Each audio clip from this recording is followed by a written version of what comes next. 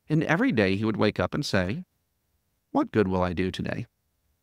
And at the end of every day, before he went to bed, he would say, what good did I do today? And by doing that, he was able to keep his mind and his eyes on his goals. And that's something that you should adapt, because you are the type of person that might not be as goal-oriented. You're task-oriented, but not necessarily goal-oriented. In terms of like avoiding misunderstanding, because some people may not understand you, just communicate your intentions clearly, openly. Don't be that person that doesn't talk.